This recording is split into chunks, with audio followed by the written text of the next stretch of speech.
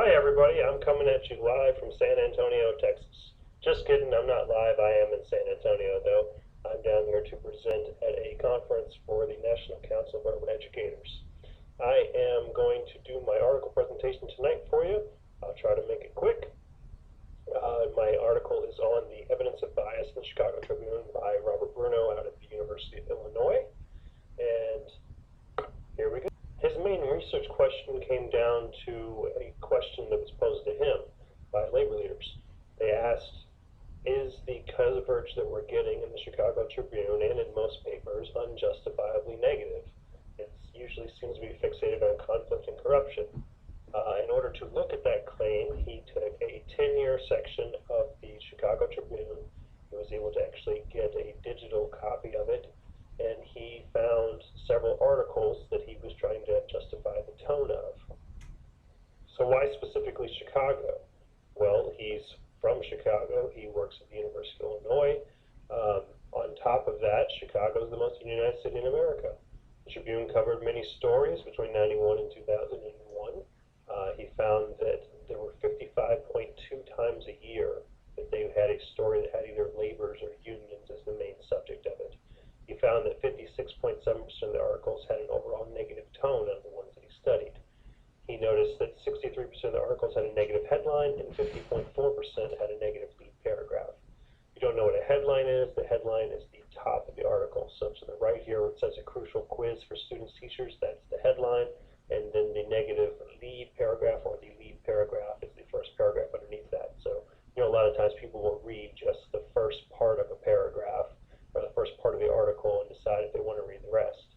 In addition to that, he found that 20 opinion pieces or editorials that were published between 1991 and 2001 had 19 of them that were characterized as negative by all the reviewers on the research team. Speaking of the research team, what he did was he actually had 3 separate people read all of the articles that he found, so all 552 of the articles that said either union or labor in them. He had them break it up into 6 different variables, which was the story lead, the content frame, so what the story was generally about, the labor signifiers, so it actually was talking about laborers, their information sources, their internal agency, and their external agency. When discussing internal agency, he basically looked at if it was talking about an event that happened involving labor. With external agency, he was talking about the union boss or the president of the union, so them actually being the source of the article or being the main topic of the article. He had all 3 reviewers give a positive, negative, or neutral score for each one of the variables, and then also for the entire article. In my opinion, the limitation to the study is he did not really mention who the 3 reviewers were. I imagine he was one who doesn't even specify that he actually was. I don't know if the people that were involved actually were Republicans or Democrats or involved with schools or involved with labor and on the management side. So I think that if you wanted to make it a more balanced study, you'd probably have to have somebody from each political party, maybe some people that are from third party, which means not involved in either management or labor, and then obviously at least one person from management and one person from labor. He found that there were about 300 affiliates of the Chicago Federation of Labor, negotiated 900 contracts over the course of 3 years.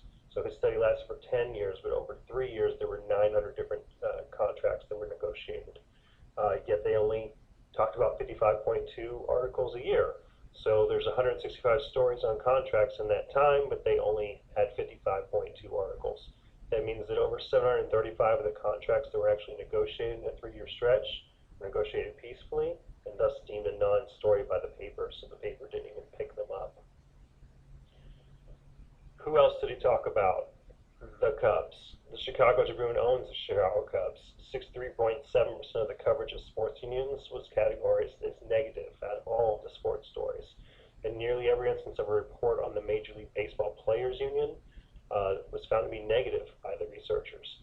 The players themselves were also viewed as the bad guys anytime they were brought up by the Chicago Tribune if they were talking about their labor union. Was everyone skewered by the Tribune? Well, the only union stories that were not negative The majority of the time concerned local municipality unions such as firefighters and police, and even then that was only 53.1% of the time where it was considered positive. Their coverage was also the smallest, typically less than a full paragraph. Positive news stories were on average 355 words, and news stories that were negative were 677 words on average, meaning the paper really spoke a lot about negative stories and very little about positive ones, not just in the number of times that they mentioned negative stories over positive stories, but also in their length. The study revealed that too often the Tribune failed to make clear that labor was actually responding to conditions created by the employers. Most of the time, instead of giving any historical context, they actually just said, the union is doing this. It's willful, it's premeditated, it's lacking any cause-effect relationship. In other words, he was saying that whenever the labor unions were doing something, according to the paper, the labor unions were doing it without provocation. So, negative stories, are they more fun?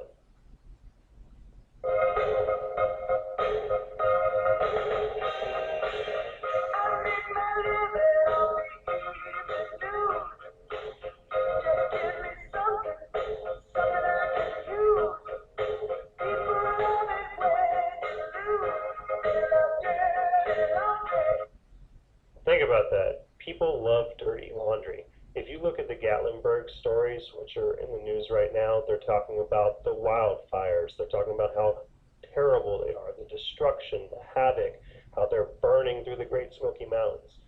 Every time we talk about news stories or you watch the news cycle, you see so many negative stories compared to positive ones.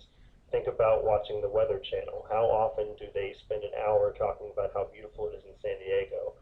Yet they'll spend 6 hours talking about flooding in Arkansas. So people are conditioned to look more for negative stories, which of course makes the viewership of a news source, whether it be a paper or an actual media coverage and news station, go up, which is more advertising, which is more money for the paper. What did Bruno decide after reading all this? What's his hope for the future? He said that if the Tribune was interested in truthful reporting of industrial relations activity, it would be reasonable to expect these three outcomes. One, they would have more stories on labor, right? There's 900 contracts being ratified, yet they're only talking about 55 total union stories a year. More of them would be positive. More of them would be on bargaining, right? 900 contracts a year, so you think there'd be more bargaining articles. And he also said there should be a dramatic shift from dispute stories, the dominant type of content, to do productive unionism, producing real results for real workers. I think that this article would be helpful for administrators and other people in supervisory roles because the union was created to standardize labor practices, qualifications, and for the betterment of all mankind, not just workers. I mean, when you go back to the Middle Ages, the creation of the union was to actually have standardized labor practices. People that are going to be in this profession should have this set of skills. On top of that, you have the overall perception of the union as being negative. I think that often that's because of the media's coverage of unions and the spending of corporation dollars to promote that coverage and the negative viewpoint in general. So a lot of times when you talk to people about the union, they have a very unfavorable view of it, and I think that that's the media and corporations really forcing that on us instead of people looking at the positive aspects of the union. I think it's useful for us to remember that all of us got involved in education so that students could succeed, and if we work together to ensure that remains our goal, we would eliminate a lot of the infighting. I think we could truly change society for the better. That's my presentation, guys. I tried to make it as short as possible. I hope you're having a great night. I will see you guys very soon. Thanks so much.